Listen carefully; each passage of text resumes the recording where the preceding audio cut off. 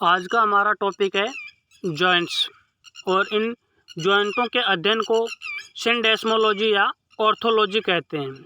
यानी संधि विज्ञान है तो संधि विज्ञान को अपन सिंडेस्मोलॉजी या ऑर्थोलॉजी नाम से संबोधित करते हैं।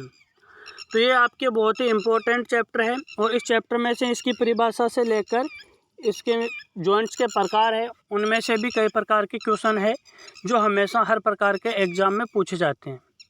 ये जॉइंट्स का क्वेश्चन है जो आपकी जनरल साइंस से लेके वेटनरी साइंस तक काफ़ी इम्पोर्टेंट साबित होता है। तो सबसे पहले अपने को यही पता होना चाहिए कि जॉइंट किसे कहते हैं। जॉइंट का मतलब होता है कि दो या दो से अधिक अस्थियों या उपास्थियों के सिरों के मिलने से जो संरचना बनती है उस संरचना को जॉइंट कहते हैं। यानी एक अस्थि में तो कोई जॉइंट बनेगा नहीं, दो चीज़ आपस में जुड़ेगी, वो चाहे अस्थि है चाहे उपास्थि है। अगर दो अस्थि या उपास्थि के सिरे आपस में संधिबद्ध होते हैं या आपस में जुड़ते हैं और उनके जुड़ने के पश्चात जो संरचना बनती है उस संरचना को अपन जॉइंट्स कहते हैं। और प्रत्येक जॉइंट एक विशेष प्रकार के आवरण से ढका रहता है और उस आवरण को अपन लिगामेंट नाम से जानते हैं।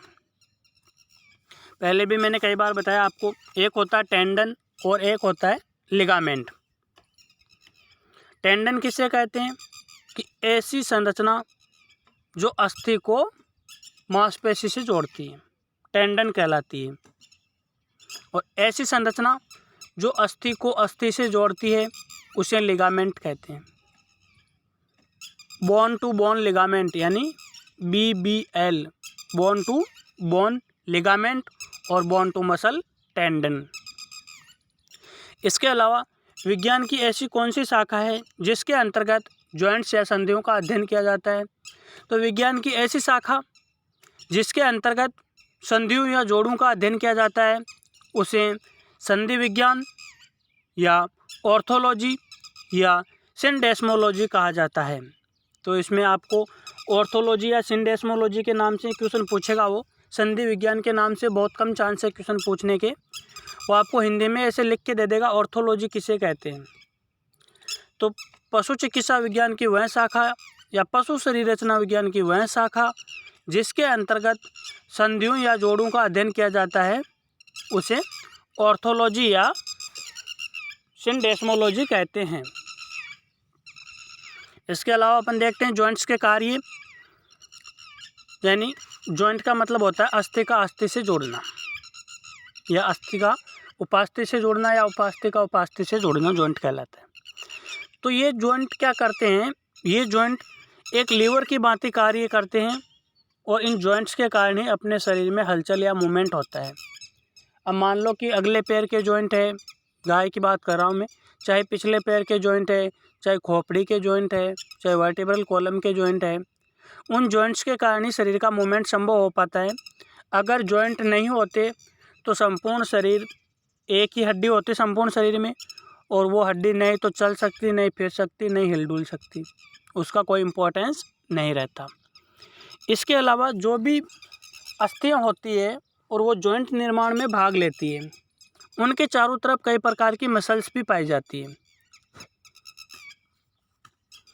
अब अपन बात करते हैं अगले पैर और पिछले पैर के जॉइंट्स के बारे में।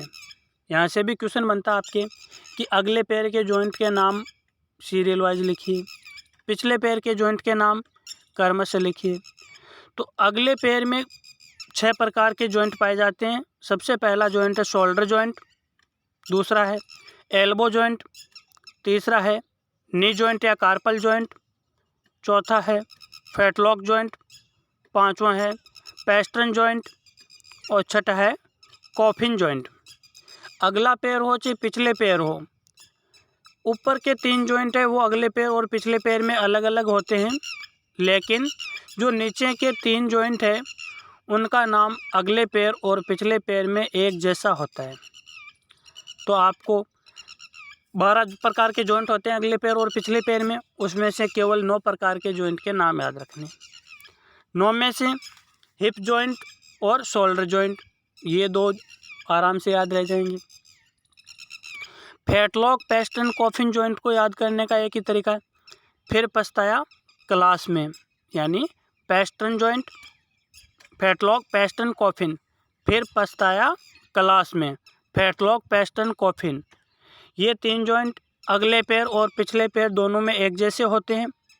अगले पैर का 6 जॉइंट होते हैं, वो इस प्रकार है: shoulder joint, elbow joint, knee joint या carpel joint, fetlock, pastern, coffin. इसी प्रकार पिछले पैर के जॉइंट की बात करते हैं: hip joint, stifle joint, hock joint, fetlock, pastern, coffin. यानी hip joint, stifle joint, hock joint, fetlock, pastern और कॉफिन। ये इस प्रकार के 6 जॉइंट ही अगले पैर में पाए जाते हैं और 6 जॉइंट ही पिछले पैर में पाए जाते हैं।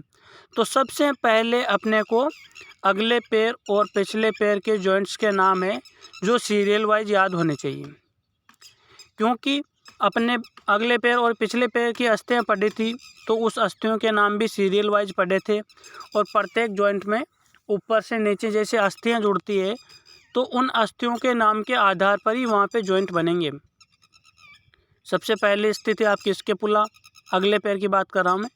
Scapula, humerus, radius ulna, carpal, metacarpal और डिजिट्स। तो इन्हीं अस्थियों में आपस में जब ये आपस में जुड़ेगी तो जुड़ने के पश्चात जो संरचना बनेगी उस संरचना को अपन क्या कहेंगे? जॉइंट कहेंगे। और इन अस्थियों के नाम अगर अपने को सीरियल वाइज याद है तो इन जॉइंट्स के नाम याद करने में कोई ज़्यादा दिक्कत नहीं होगी। तो आज अपन ने अगले पैर और पिछले पैर के जॉइंट्स के नाम पढ़ लिए और ये नाम है जो आपको याद होने चाहिए।